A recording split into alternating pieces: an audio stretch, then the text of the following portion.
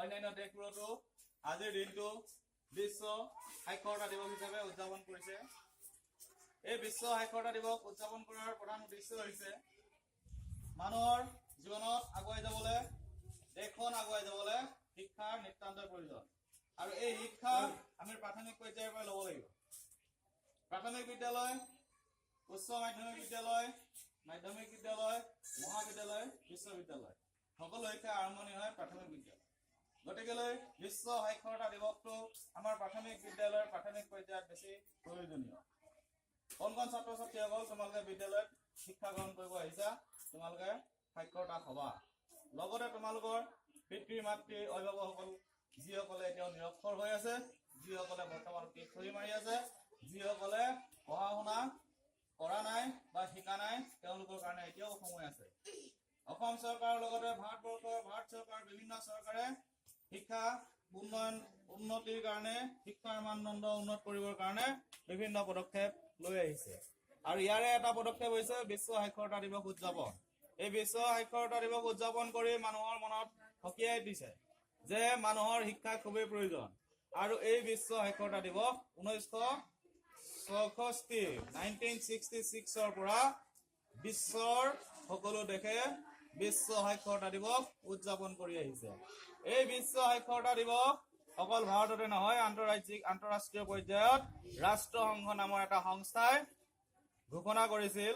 তেতিয়াৰ পৰা 1966 চনৰ পৰা বৰ্তমানলৈকে বিশ্ব সাক্ষৰতা দিৱস উদযাপন কৰি আহিছে। আমি যেনেধৰণে আমাৰ বিদ্যালয়ত বিশ্ব সাক্ষৰতা দিৱস উদযাপন কৰিছো, ঠিক তেনেধৰণে অসমৰ, ভাৰতৰ, বিশ্বৰ প্ৰতিখন বিদ্যালয়তে আজি এই মহান দিৱসটি উদযাপন কৰি আহিছে।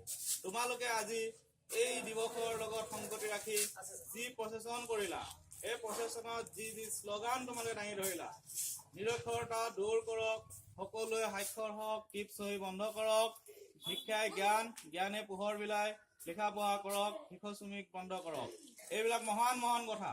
এই কথাবিলাক কেৱল শ্লোগান হিচাপে ব্যৱহাৰ কৰিলে নহব, আমাৰ অন্তৰেৰে আমি চিন্তা কৰিব লাগিব। অকল কণ ছাত্ৰ ছাত্ৰী সকল নহয়, ইয়াত যিমান অভিভাৱক আছে, গাঁওবাসী আছে, যিসকলে আজি এই প্ৰচেচন দেখিছে, তেওঁলোকে অনুভৱ কৰিব লাগিব অন্তৰৰ পৰা যে অনাগত ভৱিষ্যতে অসমখন উন্নতি কৰিবলৈ হলে এই আমি প্ৰাথমিক শিক্ষাটো ল'ব লাগিব প্ৰাথমিক বিদ্যালয়ৰ জৰিয়তে। আৰু যিসকল অভিভাৱক আছে, যিসকল জ্যেষ্ঠ ব্যক্তি আছে, তেওঁলোকেও এই শিক্ষা আৰম্ভ কৰিব পাৰে। প্ৰাথমিক বিদ্যালয়ত নহয়, তেওঁলোকৰ কাৰণে বেলেগ ধৰণৰ চৰকাৰে ব্যৱস্থা কৰি আছে। আৰু সেইবিলাকৰ জৰিয়তে শিক্ষাটো আৰু জ্ঞান লাভ কৰিব লাগে। শিক্ষাই জ্ঞান, জ্ঞানে পোহৰ বিলায়। আমাৰ ভৱিষ্যত জীৱন পোহৰ কেতিয়া হ'ব? যেতিয়া আমি শিক্ষা লাভ কৰো, যেতিয়া আমি জ্ঞান লাভ কৰো। গতিকেলৈ আন্তৰ্জাতিক যি বিশ্ব সাক্ষৰতা দিৱস, এই দিৱসৰ লগত সংগতি ৰাখি আমি আজি অকণমানকৈ আজি এই কাৰ্যসূচী অনুষ্ঠিত কৰিলো। আশা কৰো এই কাৰ্যসূচী আমাৰ সফল হৈছে। আমাৰ কাৰ্যসূচীয়ে সকলোৰে মনত এটা জাগ্ৰত সৃষ্টি কৰিছে যে আমি সকলোৱে প্ৰাথমিক শিক্ষা লোৱাটো খুবেই প্ৰয়োজন। ইমানে কলো, তোমালোকৰ উদ্দেশ্য কৰি মোৰ বক্তব্য সামৰণি মাৰিছো। ধন্যবাদ।